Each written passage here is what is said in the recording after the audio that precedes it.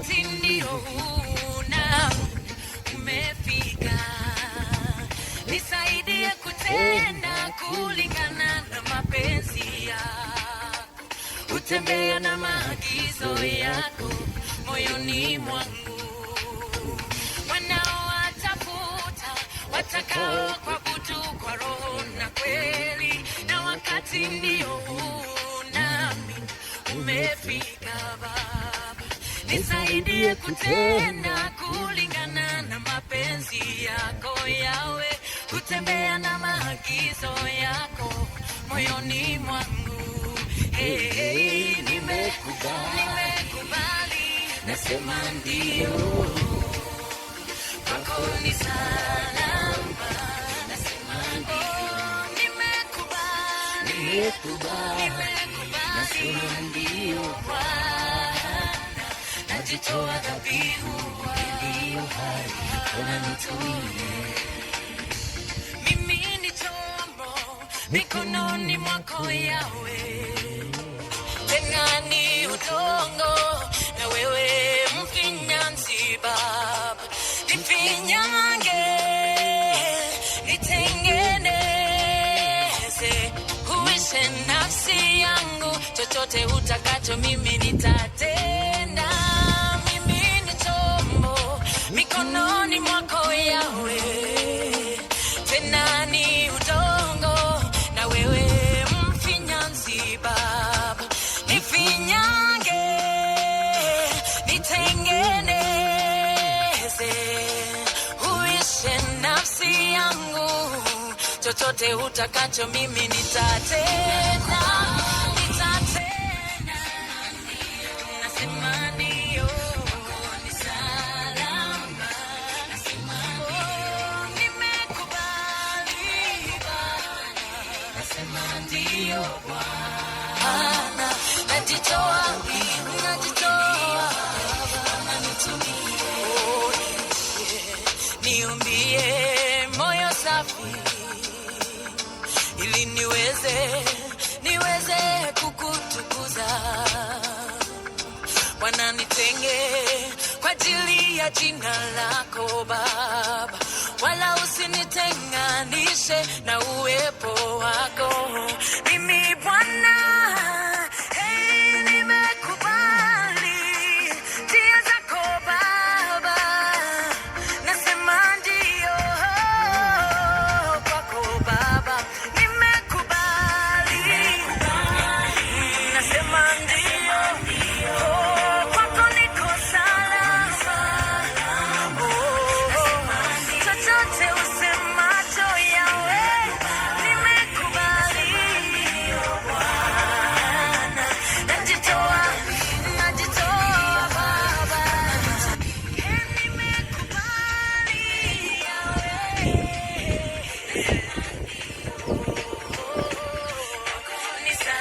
niko salama. Oh, nimekubali Baba, nasema ndio Bwana, najitoa dhabihu iliyo hai, unanitumie. Nimekubali, nasema ndio Bwana, najitoa dhabihu iliyo hai, Bwana nitumie.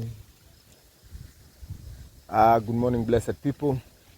Leo ni siku nyingine njema yenye Mungu wa neema ameweza kutupa, ikiwa ni siku ya baraka, siku ya ushindi, na siku yenye alikuwa amekusudia ati kwamba tutaweza kukusanyika, though not in person but in spirit, ili tuweze kushiriki hii injili njema na tuweze kupata muongozo, ili maisha yetu iweze kuwa ni maisha ya kufana kwa utukufu wa jina la Yesu. Leo ni siku ya pili ya March, 7 days of March prayers and fasting, na najua ati kwamba kama vile tuliweza kuanzia jana, Mungu amekuwa pamoja nasi, na najua atazidi kuwa pamoja nasi mpaka tuweze kumalizia, na signs, wonders and miracles shall be our portion for the glory and honor of his name. So tafadhali, wenye tuko pamoja katika hii safari, ni vizuri sana tuweze kupatake these 7 days of prayers and fasting with unshakable faith, ati kwamba Mungu wa neema ataweza kutuonekania katika kila jambo na kila kitu kitaweza kwenda sawa. Theme ni defining our course, na hii ni kwa sababu inaweza kuwa ati kwamba tumekuwa tukiishi maisha yenye sio yetu. There are demonic exchanges, na unapata watu wanabadilishiwa hatma, wengine hata nyota zao zinaibiwa na zinaanza kutumiwa na watu, maybe others in the arenas of politics, governance, wengine hata ni katika madhabahu, na unapata hata wengine ni katika jamii, na unapata wanaishi maisha yenye sio yao, but unfortunately inakuwa hivyo, na hata wao wenyewe inakuwa hata hawajui. Na sasa mimi na wewe tuweze kuangazia maisha yetu vile tunaishi, ili tuweze kupata mwamko mpya, ili tuweze kupata direction, na ili tuweze kupata kama tulikuwa tunaishi maisha ama hatma zenye sio zetu, ili tuweze kuengage strategically na tuweze kupigania chenye ni chetu bila huruma. Na ukiona like for example ni ndugu yako, jua vizuri sana ati kwamba Mungu wa neema ameweza kufungua macho ya kiroho ili kuweze kuona, kwa sababu anajua you have the capacity to handle, to fight and declare restoration to your brother, na aweze kupata restoration all round for the glory and honor of our Maker. So siku ya leo ni siku ingine njema yenye nasikia my zeal is rekindled so that we can engage effectively, na tukipata ama tukiwa na muongozo wa kiungu, na alafu tukijua with an assurance ati kwamba Mungu wako pamoja nasi, then we understand that kwamba victory shall be inevitable. But lazima nasi tuweze kuwa na hekima ya kiungu, sio tu kuamka hata kama ni kwa warfare na kuweza tu kuingia katika vita tu kimalamala, without direction, without counsel, without correction, without guidance. Hapana, lazima tuweze kutafuta uso wa Mungu, ili tuweze kujua katika hiki ananena nini, katika haya ana muongozo upi, na katika hii jambo ama kuelekea kwa mtu fulani ananena nini, ili tuweze kujua ni nini nasi tunapaswa kufanya, ili tukiweza nasi kuingia pale hivyo, tukiweza kuengage kama kweli ushindi utakuwa ndio urithi wetu. So siku ya leo tafadhali ndugu zangu, mahali tu penye uko, just jua ati kuomba Mungu ako pamoja nawe na hajakuacha, na ndio maana ameweza kufanya tuweze ama hii sauti iweze kukufikia, ili uweze kupata muongozo, na kama kweli nawe ukiweza kufuata yale maagizo yenye Mungu wa neema ataweza kutupatia, kama kweli kila kitu kitaweza kuwa sawa. So siku ya leo hatutafuata ule mtindo wenye tulikuwa tunafuata pale hivyo, kwa sababu hii wiki nataka iweze kuwa ni wiki ya warfare all through. We are contending na wale walinzi wa milango, and what we ought to understand is, hauwezi enda tu kwa strong man alafu useme ni kumiliki utamiliki. Hauwezi enda tu kwa wale walinzi ama walinda malango na useme tu eti utaweza kuingia na kumiliki chenye kiko pale hivyo ndani, chenye wanalinda hivyo tu kimalamala, ama hivyo tu bila wao watakukuuliza swali yote, ama bila upinzani. Kila mtu anakuanga na divine location. Isaac tunaangalia vizuri sana pale hivyo is divine location. Hata kama neema ya Mungu ilikuwa juu ya maisha ya Isaac, pale Gerar hangeweza kufaulu, kwa sababu katika ile contention, katika ule upinzani, katika ule wivu wenye ulikuwa na wale watu wa Gera, kama kweli Isaac ingekuwa tu ni vita after vita after vita, na hata kama angeacha hicho kisima na achimbue tu hapo hivyo next, wale watu wa Gera wangeleta tu fujo na upinzani, kwa sababu yale maeneo haikuwa maeneo miliki ya Isaac. Sometimes we contend ama we fight for things that are not rightfully ours. Unapata like for example, mtu ameingia na ameanza kupigana ati anaanza kupigana katika kupigania ndoa. Maybe hata amelocate na ameona mtu fulani na anaanza sasa hata kumbind katika dunia ya kiroho, anaanza kumuitisha, anaanza kutoa sacrifices. Okay, you can do so. Lakini jua vizuri sana, huyo mtu hajakuja, and maybe kama hayuko sawa kiroho unaweza mfunga, lakini jua vizuri sana that man ama that woman is not there legally. Ako pale hivyo kwa sababu ni mtumwa, lakini jua vizuri sana utumwa ukifika mwisho, ule mtumwa,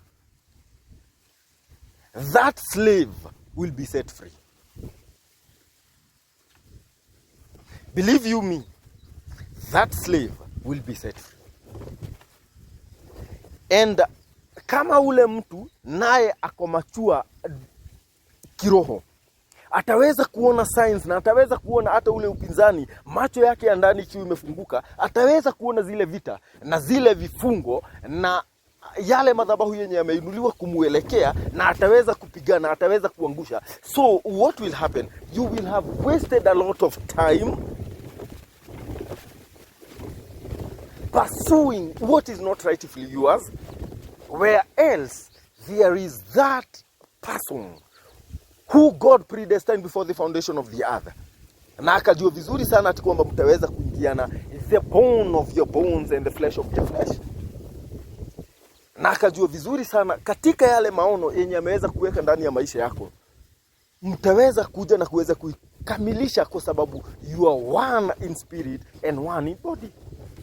Aliwaunganisha, akawaconnect vizuri sana, akawawaya ati kwamba katika ule uhusiano, katika ile kushikana, kama kweli mtakuwa mnaendana na mtakuwa mnaendanisha one direction, na kila kitu chenye Mungu wa neema ama yale maono yenye Mungu wa neema ameweza kuwekeza ndani ya maisha ya kila mmoja wetu, itaweza, you are going to integrate and fulfill the purposes and the will of God upon your lives and destinies.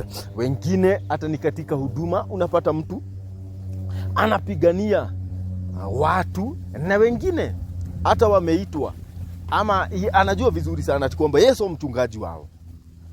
And you will meet in so many scenarios, kwa sababu binding ni spiritual, and the forces zenye ziko pale hivyo, if it is not a godly mission, that means God cannot back that mission. So you will meet that there will be so much compromise, na uanze kuona hata watu wametoka katika that ile njia ya kweli na ile njia ya haki, na waanze hata kufuata njia zingine, waanze kuenda katika divination, waanze kuenda katika uchawi, uganga na hata ushirikina, enda hata wengine waende sasa kutafuta hirizi, mizimu na hata majini, yani dark power, so that they can bind and bring those people katika madhabahu yao. And in that compromise, jua tu vizuri sana nayo ile siku yenye mchungaji wao, kwa sababu kila mtu kuna ule mchungaji wenye Mungu wa neema aliamua ati kwamba huyu ataweza kulishwa na huyu, na huyu ataweza kulisha hawa.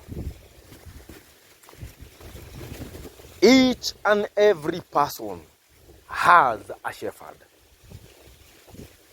Kila mtu ako na mchungaji wake. It's only that we are very immature and we don't seek heavenly counsel, so that we can be guided effectively and discern who God intended that is going to be our shepherd.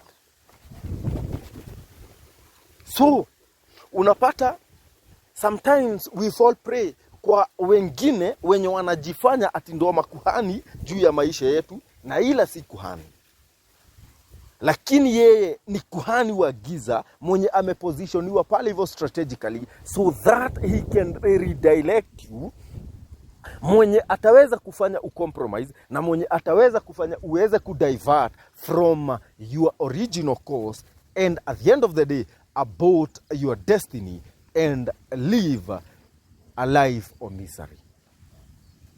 So ni vizuri sana mimi na wewe tuweze kuamka na tuweze kupigana na tuweze kupigania maono, vipawa, talanta na hata huduma zenye Mungu wa neema ameweza kuachilia katika maisha ya kila mmoja wetu, ili tuweze kuishi maisha ya ushindi hapa hivi duniani.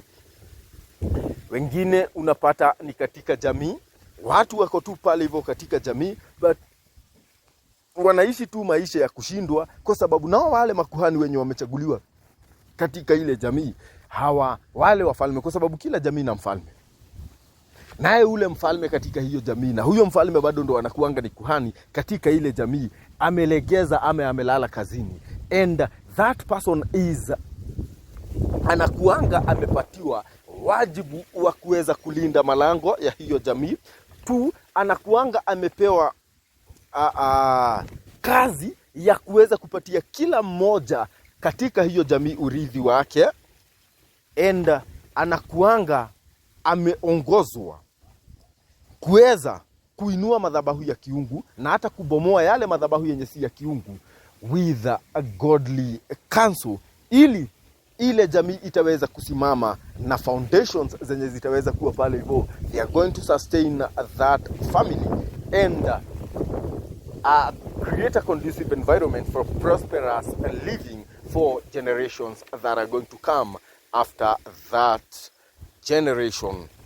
So ni vizuri sana mimi na wewe tuweze kuamka siku ya leo na tuweze kuangalia sisi penye Mungu wa neema ameweza kutuposition katika jamii zetu, penye ameweza kutuposition katika yale maeneo. There are those principalities and powers and kingdoms of darkness that govern territories, na tukiangalia vizuri sana tutaweza kudiscern ama tutaweza kuunderstand those governing forces in the territories zenye Mungu wa neema ameweza kutuposition kwazo, na ili tuweze kuangusha zile ngome zote zenye zinanena kinyume na mapenzi na makusudi ya Mungu juu ya maisha yetu na hata maisha ya wale watu wenye wanaishi pale hivyo, kwa sababu tukiweza kuoperate in an open heaven, then Mungu naye ataweza kuonekana kwa maisha yetu na hata wengi zaidi wataweza kumjua, kwa sababu ya yale mambo yenye itakuwa inaenda vizuri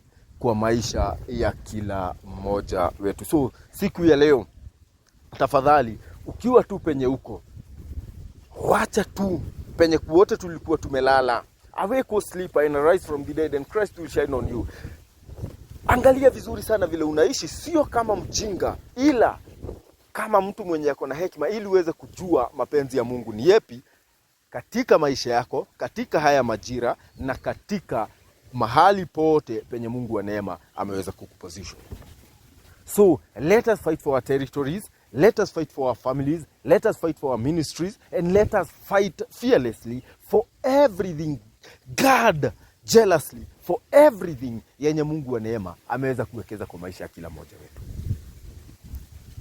Let those fools wenye wamekuwa wakiiba na kutumia chochote chenye Mungu wa neema ameweza kuwekeza ndani ya maisha yako, let them suffer, let them suffocate, let them go hungry,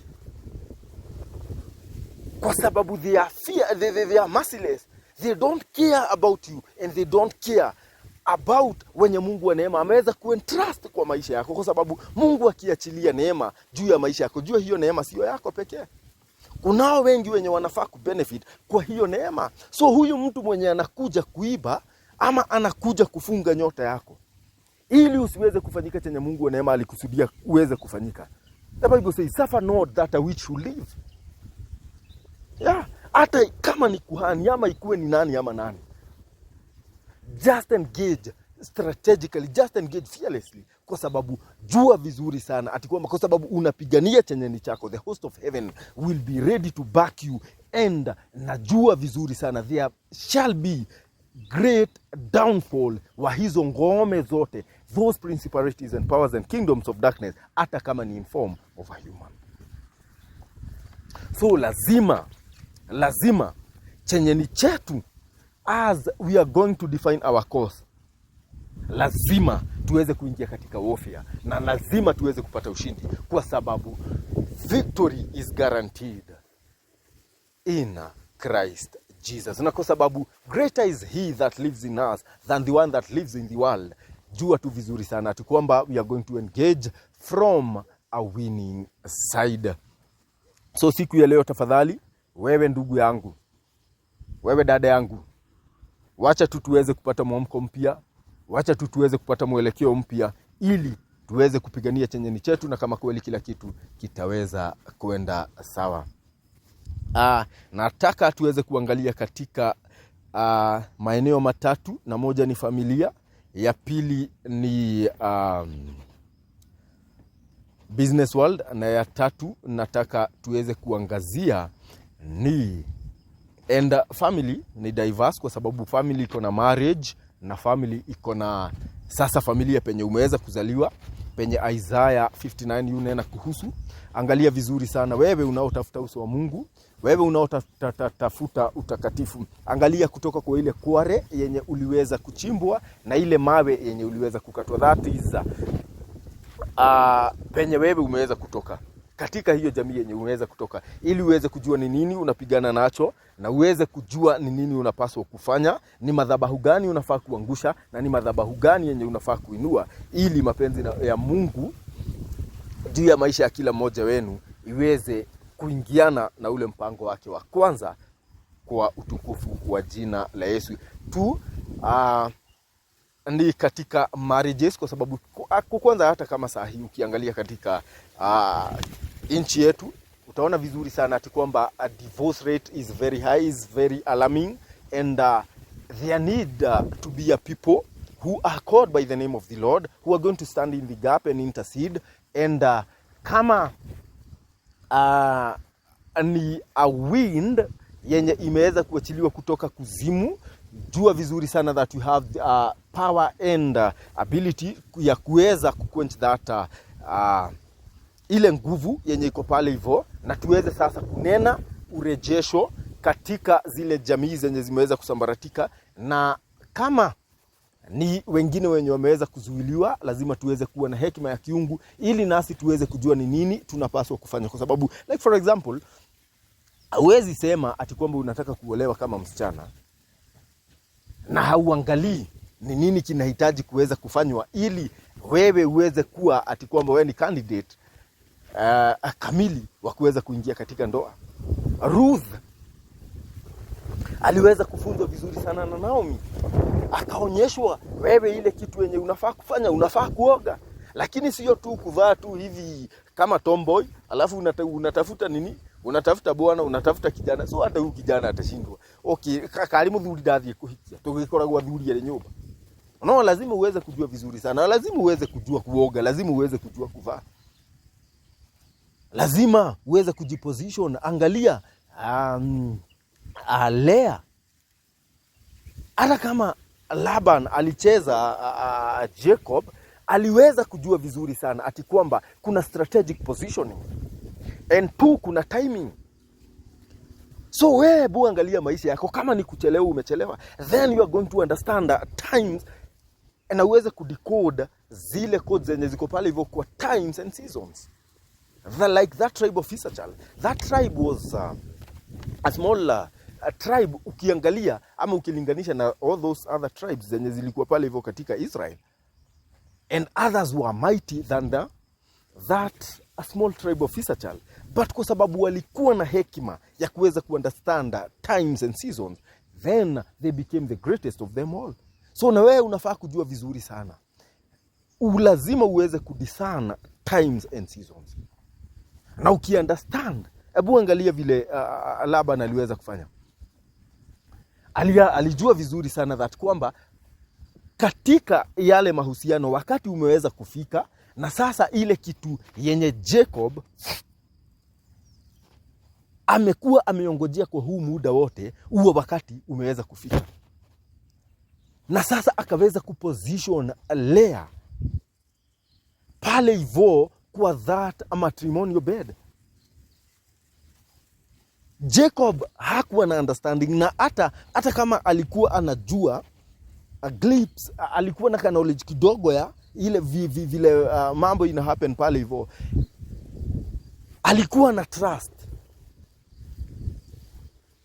Laban, na hakuwa anafikiria ati kwamba Laban anaweza mfanyia kitu kama hiyo. Though he was a deceiver, unajua muisidesi iragia no hiyo, na muisiagie hiyo ni iguaga uru muno. So Laban aliweza kuposition Leah penye anafaa kuwa katika ule wakati wenye ulikuwa unahitajika. So action ikiweza kuhappen, victory iliweza kuingia kwa Leah. So na wewe lazima uweze kuangalia vizuri sana. Understand ama ukidecode the codes in your seasons and timing, na wewe utaweza kujiposition strategically. Unajua at times Mungu anaweza kuwa amekuweka a step ahead of your man, na lazima na wewe uweze kusimama na uweze kuweka misingi imara yenye hata huyo mwanaume. Unajua sometimes pride yuangusha wengi sana. Okay, you're on the limelight, fame, influence, wealth, riches are overflowing, alafu unaangalia David akiwa Adulamu and you despise that David, but akiwa pale hivyo kwa palace you want that David. How? David akiingia pale hivyo kwa palace, jua tu vizuri sana ati kwamba Saul ako ready kuweza kumpatia mtoto wake, binti yake.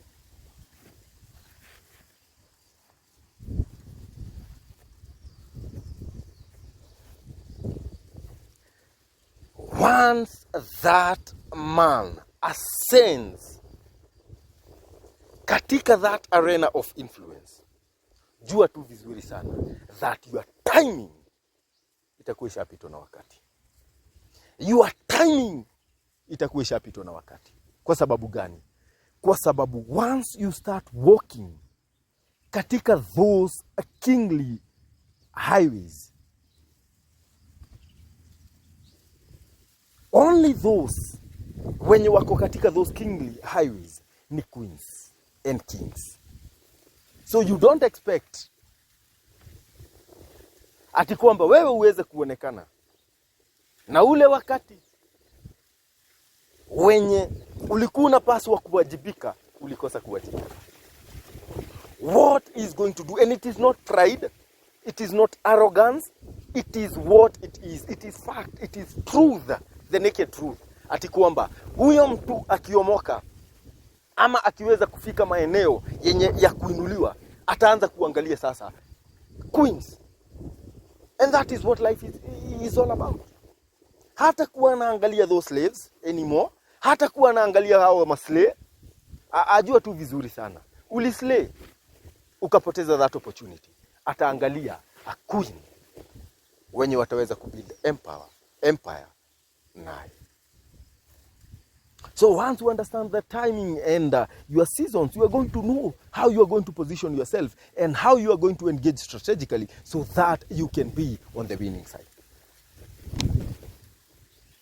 Katika biashara unajua, tukiingia katika sasa biashara. So leo tu ni kuguzia, nataka kuguzia kuweza kuleka foundation kidogo, kwa sababu tutakuwa na ule undani na mpaka na scriptures backing what I'm talking about kuanzia kesho, so that tutaweza kuwa na ufahamu zaidi, na kama kweli tutaweza sasa kuengage effectively ili tuweze kupata ushindi. Katika biashara unaangalia, hata mimi there was a time where nilikuwa nafikiria kila mmoja mwenye ni tajiri, one either ni wicked ama wako katika cult. Kwa sababu maybe at times nikiweza kuengage na wao, nasikia the way they operate, ama the way they think, ama the way they talk. Kwanza nikiangalia maybe wenye nilikuwa napatana nao, they were very ignorant, na nashindwa how can a person who have been raised by God be that ignorant? Na understand katika kuinuliwa, humility ndo inafaa kuwa ina govern, ama ndo ule msingi wenye unafaa kukanyangia ili uweze kuinuliwa hata zaidi. But you meet other people, they are very ignorant. But they are very ignorant, they are very strict. And hiyo strictness sometimes inaonekana ni kama pride, na sometimes inaonekana ni kama ignorance. Yes, there are those who are very ignorant. By nature, those people are not good at all. But there are those who are very strict. Kama mimi, okay, leniency is not my policy. Those who have, wenye wananijua kwa ule undani, kwa sababu at times I'll show you what you want to see. But that is not the real me. But nikiona unapita mipaka, then you are going to know my true nature. Kwa sababu utaweza kuona that. No, leniency is not my policy. I'm very strict. Kwa sababu nami nikijua katika yale maono na katika that foundation yenye Mungu wa neema ameweza kuniposition, ama ameweza kuniweka kwake, I cannot be. Siwezi kuwa mrahisi. Hapana. Najua vizuri sana aliweza kunipeleka katika wilderness so that I can be trained to be strict. Nimepatana na mambo na nikapatana na watu wagumu. Alikuwa anafanya hivyo vyote kwa sababu ukiangalia zile vita zenye umeweza kupitishwa na Mungu, ukiangalia yale majaribu yenye ameweza kuruhusu iweze kuja kwa maisha yako, then you will understand what kind of training he is training you. Wengine utajua vizuri sana tu kwamba katika hii training ya vita umeitwa katika hiyo ministry, ili kwa sababu wanajua vizuri sana that you can handle those giants, and you must be very strict and fearless and merciless. Huruma sometimes, katika hiyo huruma, kwa sababu many people mistake huruma na upendo. Upendo ni katika ile kuonyesha ama kusimamia ukweli, kwa sababu the real love is itaweza kuonekana vizuri sana ukiweza kukanyangia katika misingi ya ukweli na haki. Kwa sababu kama hakuna ukweli na hakuna haki, then hakuna upendo. And ukiweza kunena ama ukiweza kusonga ama ukiweza kuapproach mtu na katika that loving nature, ama ukiweza kucreate a conducive environment of love, many people will mistake ama wataweza kuichukulia that you are merciful. Yeah, being merciful is not a weakness. Kwa sababu hata yeye Mungu mwenyewe anasema namna gani? He is a merciful God. Na katika kule sometimes katika kule kutenda ama kuweza kuachilia destruction, mercy you proceed. Na sometimes badala ya kuachilia, ama hata kama alikuwa ameachilia ghadhabu, mercy ikiproceed, huruma zake zinaweza kufikia wale watu, na that destruction kama vile ilikuwa imeweza kupangwa inakosa kufikia wale watu. Kama tukiweza kuangalia wale watu wa Nineve.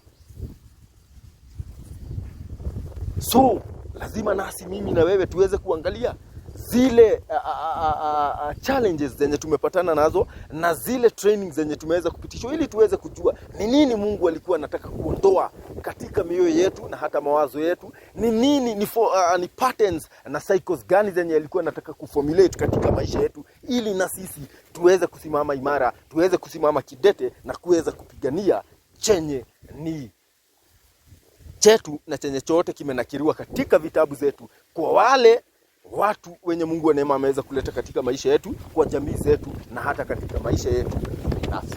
So siku ya leo position yourself strategically to engage warfare katika maeneo miliki ya biashara, kwa sababu you will understand. So nilikuwa naona kama hawa watu wote si watu wazuri. but ni wale wenye nilikuwa nimepatana na wao. And on the other hand, wengi wenye hata wenye nilikuwa nimepatana na wao, wengi washa compromise. Katika biashara nimepatana na watu wengi. Okay, you cannot go ukiambia watu ati kwamba najua unatumia hirizi, najua unatumia mizimu, najua unatumia majini, kwa sababu nikifika tu penye huko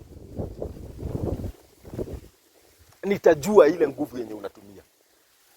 No, hakuna mtu anahitaji kuniambia ati wewe umecompromise. Hapana, but the Spirit of God, the Spirit of the living God ataweza kufunua ni nguvu gani zenye unatumia. Maybe katika biashara yako, maybe katika ministry yako. Just understand. Naweza kosa kunena, na hata naweza kosa kukwambia, but I will understand and I will know that you are big fool. Mwenye hawezi muongojea Mungu, mwenye hawezi mtegemea Mungu, na mwenye hawezi fuata kanuni za kiungu ili maisha yake iweze kusimama. So katika hii maeneo ya biashara, lazima mimi na wewe na sisi tuweze kujua that there are those destiny helpers and we are supposed to pray for them day and night so that they can be preserved, and zile vizuizi zote zenye ziko katikati yetu ziweze kubomolewa and kuweze kuwa na that connection so that divine mandate yake kuweza kukuvuta na kuweza kukuingiza katika maeneo yako miliki yaweze, ama hayo majira yaweze kuingia na hilo kusudi la Mungu liweze kutimia. Lazima tuweze kujua ama tuweze create a conducive environment for rigidity katika divine relationships, kwa sababu at times we pay the price and we sacrifice a lot so that we can create rigidity katika divine bonds. And these divine bonds, wengine ni katika hao co-workers na wengine ni katika wale watu wenye Mungu wa neema amekusudia ati mtaweza kuendanisha na mtaweza kutekeleza makusudi yake juu ya maisha yenu. So you must discern who are for you, who are meant for you, and who are not. You will understand. Ukiona tu sio mlango wote uliofunguka unafaa kuingilia. Ingine milango ili imefunguka ili iweze kufanya uweze kucompromise ama uweze kudivert from the original intent. Wengine wanaletwa katika maisha yako. Yes, they have wealth, they are rich, but they are not supposed to be. Hata unaona outer court hawafai kukaribia, leave alone inner court, leave alone most holy. Hawafai kukaribia outer court, wanafaa kuwa mbali zaidi, kwa sababu katika kuja katika maisha yako ghadhabu ya Mungu inaanza hapo. Others wanaweza kuwa considered ama waweze kuonekana ni kama hawafai. No Elijah hindiri yari na hari ugu gathima-ini, Ngai ahuthirire ihuru. So wengine wanaweza onekana ni kama hawafai, but they are the right ones kwenye wanafaa katika maisha yako. So uthingu ni kindu kia mbere, no ugi rekio tongorie ona guthinga-ini gwitu, niguo ndukorage ihuru, tondu woraga ihuru nyama ndungiria. Others watakuja katika maisha yetu kwa sababu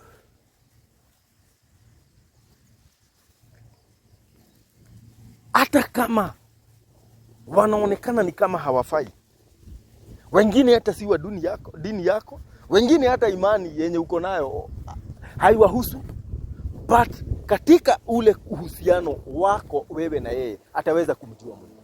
Pharaoh knew God, the God of Abraham, Jacob and Isaac because of Joseph.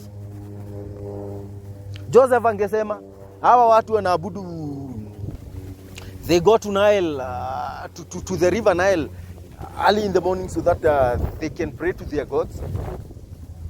They do idol worship. They don't adhere to the set standards zenye ni za kiungu, hawajui Mungu wetu sisi kama Jews. Okay, just understand this, that you're not going there, outside there. Haujapelekwa pale hivyo so that you can sell your faith kwa hao watu, ukaforce faith yako kwao. Hapana, we sell our faith through actions, through words and through deeds. So ukienda pale hivyo, wacha watu waweze kujua moyo wako, waweze kujua Mungu kwa sababu ya moyo wako safi, waweze kujua Mungu kwa sababu ya matendo yako mema. Lakini sio kwenda pale hivyo ati kusema wewe moto ule wenye Mungu wa neema ameweza kuwasha ndani ya maisha yako, wewe ndio unaenda kuchoma watu na wao. Now, we don't wrestle with human beings, with flesh and blood. No, we wrestle with principalities and powers and kingdoms of darkness. So let us understand that zile vita zenye tupigana nazo ni za how ama the forces behind the actions of men and not men who are in action. So let us seek for divine understanding and divine counsel, divine direction, so that wisdom will lead and folly will disappear. Folly will not be our portion in our execution, in our modus operandi and all round. But wisdom itaweza kutuongoza ili mapenzi na makusudi ya Mungu iweze kutimia kwa maisha ya kila mmoja wetu. And finally, but not least, like I have remembered something, like juzi,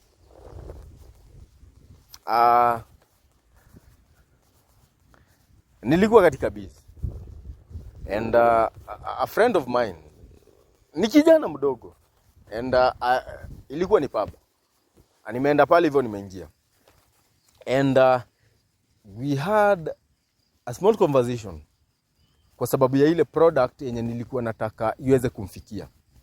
And that man challenged me. Nikadogo, nikapetit. Afu kwanza kuna time fulani kalikuwa kananinyoa kitambo sana. Yes, back. Hakajabadilika, hakajanona, kena kamwele kanini. Fio. Dadhi yere nikitaka kukaintroduce ya that product. Aka mtu kakaniuliza, okay, sasa until when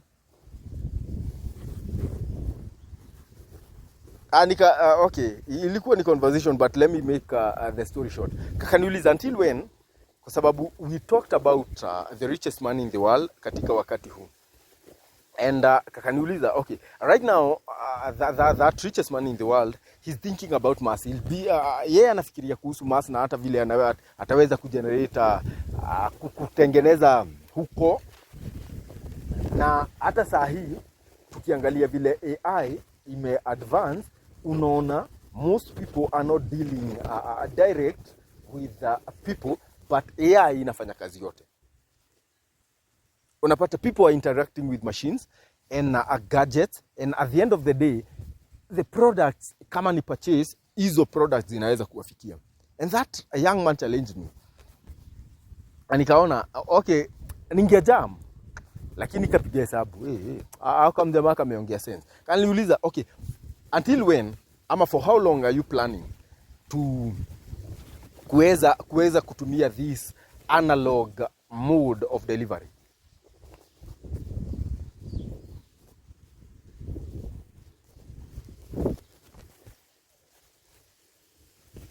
Ikani challenge. Sitaenda into details kwa sababu ndirakarire hanini. Ndacoka gikinya na hau ugo niguo ndiracokire ndirona okay, that challenge was fair. Kwa sababu ni kunimotivate ama ni kuweza kuniondolea ujinga. Tando tha ingine tuhuthagira orimo na tha ingire tugathie na speed nini o hindiria Jehova munene waita arekereirie divine speed, ameachilia grace na ameachilia kibali ili tuweze kwenda na speed ya hali ya juu, so that we can overtake, so that we can recover, and so that we can tunaweza ingia katika maeneo yetu miliki. At sometimes sisi tunataka kukaa pale hivyo tu Dulamu, kwa sababu maybe kuna shelter, kuna kamto, tunataka tu kukaa pale hivyo kwa pango kama Elia, kwa sababu that ihuru nere kurehe nyama na hena gathima kauke hau uguo. And sometimes Jehova munene waita atumaga gathima kaukahwe na ihuru leo retige kurehe nyama, so ili tuweze kutoka katika that comfort zone. And that comfort zone inaweza kuwa si ati ni that place wenye umetulia tu ama haufanyi kitu. That comfort zone hata inaweza kuwa ni katika hiyo kazi. Yes, they are paying you very good, but jua vizuri sana katika the ability, the inherent potential yenye Mungu wa neema ameweza kuachilia ndani ya maisha yako. You can do exploits and not rely na that salary ama na zile vitu zenye zile resources zenye zinapatikana pale. So sometimes we have to understand wakati wa kuachilia, wakati wa kukata, kama hata ni relationships, maybe unaona ni kama it will hurt sometimes, but lazima uweze kujua vizuri sana relationships zingine lazima ziweze kukufa so that you can move to the next phase. Lazima zikufe, lazima kuweze kuwa mpaka hata na physical relocation. Lazima tuweze kuondoka katika maeneo mengine ili tuweze kuingia katika maeneo ya kimiliki. Lazima Abraham angetoka Haran aende katika ile nchi yenye Mungu wa neema alikuwa anataka kumuonyesha. Lazima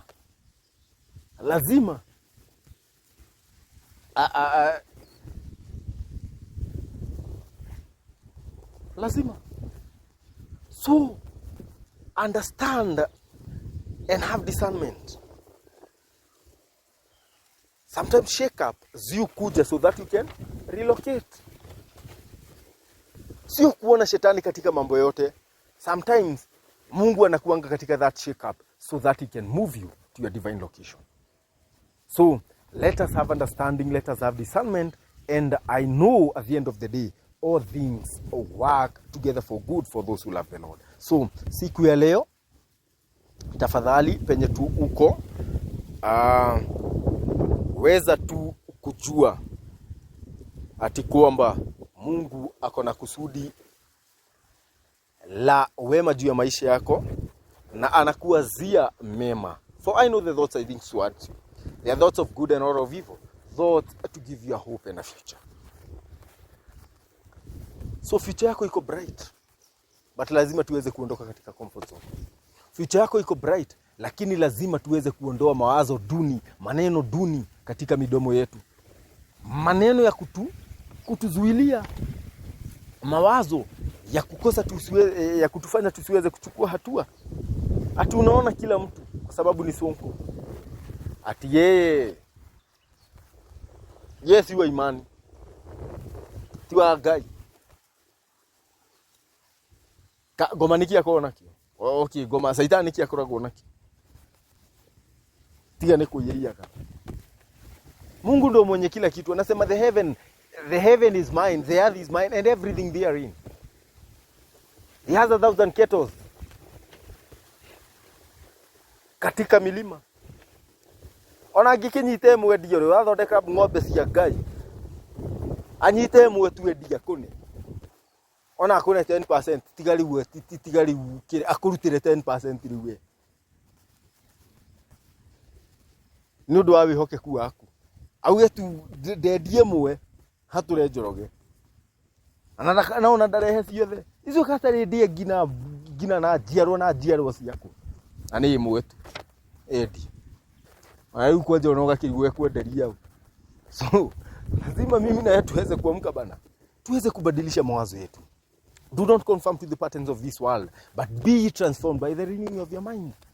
Let our minds be renewed so that we can understand, so that we can discern katika haya majira ni nini Mungu anataka tuweze kupaswa kufanya ili nasi tuweze kusimama kidete na tuweze kutekeleza hayo mapenzi na makusudi yake juu ya maisha ya kila mmoja. So may the Lord bless you and keep you. May the Lord shine his light upon you and be glorious unto you.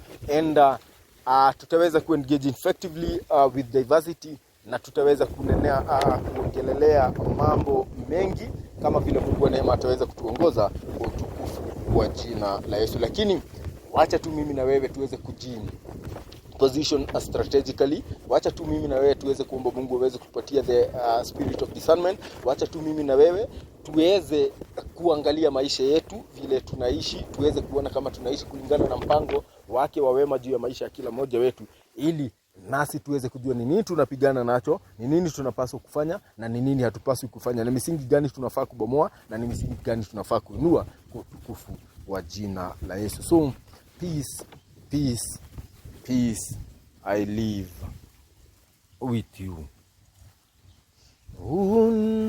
Unaweza kufanya, unaweza kutenda mambo makubwa zaidi ya niombavyo, mambo makubwa zaidi ya tarajio, mambo makubwa zaidi ya